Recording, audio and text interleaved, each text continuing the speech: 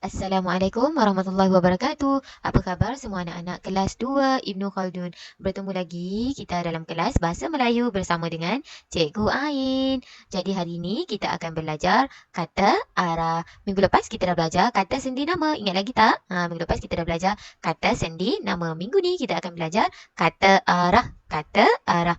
Okey, apa objektif pembelajaran kita pada hari ini? Okey, objektif pembelajaran kita pada hari ini, murid-murid dapat memahami dan mengenal pasti kata arah. Pernah dengar tak perkataan arah? Ada tak orang bagi arahan? Buku tu dekat bawah meja, seluar tu dekat atas almari. Tu adalah kata arah. Contoh kata arah: atas, bawah, belakang, hadapan. Okey, jom kita tengok apa maksud kata arah. Okey, kata arah digunakan untuk menunjukkan arah.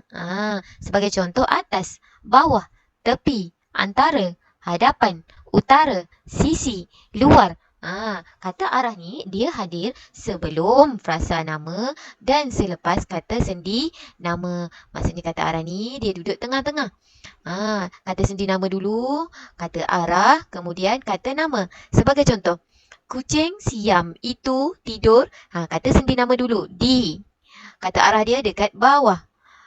Frasa nama, kata nama dia pokok. Kita tengok. Kucing siam itu tidur di bawah pokok. Di adalah kata sendi. Ingat lagi tak kita belajar minggu lepas? Kata sendi. Di dengan dari daripada. Bawah ni kata arah. Kita tengok contoh yang kedua. Anjing itu masuk ke dalam semak setelah dihalau. Okey, anjing itu masuk ke kata sendi dalam kata arah. Semak kata mengat kata sendi dulu. Kata arah baru kata dia punya kata kunci awak nak ingat san. Sendi, arah, nama. Kata nama ni ingat lagi tak? Dia boleh jadi nama orang, nama benda, nama haiwan. Okey. Jom kita tengok contoh-contoh kata arah. Kata arah sebagai contohnya bawah, atas, tepi, hadapan, sisi, antara, kiri, kanan dengan tengah. Tu adalah contoh kata arah. Minggu lepas kita dah belajar kata sendi. Ingat lagi tak? Alamak, dah lupa lah. Dah lupa ya. Okey, jom kita ulang kaji balik.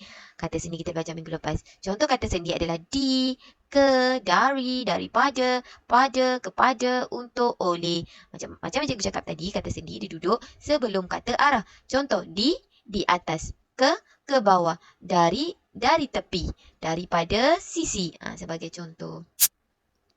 Okey, ni adalah contoh kegunaan kata sendi, kata arah dalam ayat. Contoh, Alia berjalan, kata sendi dia adalah ke. Kata arah dia kiri. Alia berjalan ke kiri jalan. Alia berjalan ke kiri jalan. Okey, ayat yang kedua, kucing itu bermain di bawah meja. Kucing itu bermain di, kata sendi, di. Kata arah dia dekat bawah. Kata nama dia meja. Jadi ayat dia, kucing itu bermain di bawah meja. Contoh yang ketiga, emak datang dari atas bukit. Emak datang, kata sendi dia apa? Ya, dari. Kata arah dia apa? Atas. Kata nama dia apa? Bukit. Jadilah ayat penuh dia, emak datang dari atas bukit. Kalau nak ingat susunan dia, san, sendi, arah, nama. Sekarang jom kita buat latihan muka surat 69 dan juga 70. Untuk latihan muka surat 69, cikgu nak awak buka buku aktiviti awak muka surat 69 dan buat latihan yang kita bincang ni sama-sama. Tetapi untuk latihan muka surat 70, awak buat sendiri. Okey, kita try. Kita buat latihan ni sama-sama. Cikgu nak jawapan yang kita bincang ni awak tulis dalam buku awak. Okey, jom kita buat latihan muka surat 69. Tulis jawapan sama-sama, okey? Aktiviti 5A. Isi tempat kosong dengan kata arah yang betul. Dia suruh isi tempat kosong dengan kata arah yang betul. Beriadah untuk kecergasan. Okey. Di tempat kosong, segi ataupun antara, ni kata arah dia, rumah Rizan dengan rumah Arif terdapat sebuah taman permainan. Mereka suka beriadah di situ. Jadi apa jawapan dia? Segi ke di antara? Di antara. Kita try jawab di antara. Jadi kita cek betul tak jawapan kita. Kita tengok soalan yang kedua pula. Di perenggan kedua, di tempat kosong, tengah atau belakang padang, terdapat pelbagai alat permainan. Di tengah ke di belakang padang? Takkan di belakang kan? Di tengah lah. Mungkin di tengah. Kita cuba betul tak? Jawapan cikgu. Okey, yang ketiga, Rizan suka berkayut pada palang besi dari kiri. Ni dia kata dari kiri ke jawab kiri ataupun kanan palang. Jadi dari kiri ke kiri ke? Dari kiri ke kanan. Kita cuba jawab ke kanan. Okey. Arif pula suka bermain di bawah atau atas papan gelongsor. Di bawah papan gelongsor ataupun atas? Ya, di atas. Takkan kita main dekat bawah kan? Okey. Seterusnya, kadang-kadang mereka bermain di track. Track itu terletak di tepi atau sisi taman. Tepi ke sisi? Tepi ke sisi taman?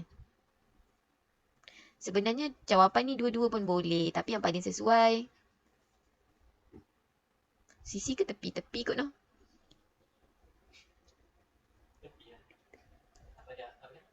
Track itu terletak di tepi atau sisi taman. Kita try buat tepi taman.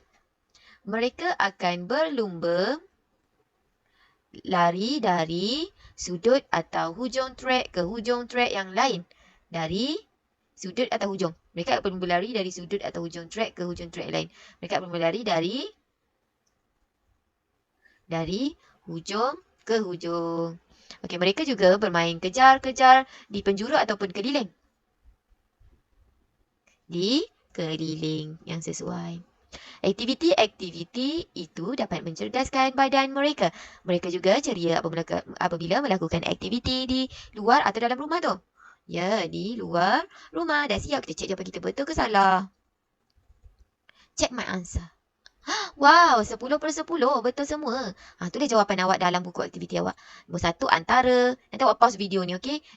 Yang kedua tengah, yang ketiga kanan, yang keempat atas, kelima tepi, yang keenam hujung, yang ketujuh keliling, yang ke-8 luar. Cikgu salah kira. 1, 2, 3, 4, 5, 6, 7, 8. Okey, betul lah. Okey. So, dapat jawapan. Betul semua. Okey. Cikgu nak awak tulis dalam buku aktiviti awak. Okey. Seterusnya, untuk muka surat 70, cikgu nak awak buat sendiri. Bina sendiri ayat tersebut. Buat ringkas saja. Okey, itu saja untuk kelas Bahasa Melayu hari ini. Kita jumpa lagi pada minggu hadapan. Jangan lupa untuk isi kehadiran. Assalamualaikum.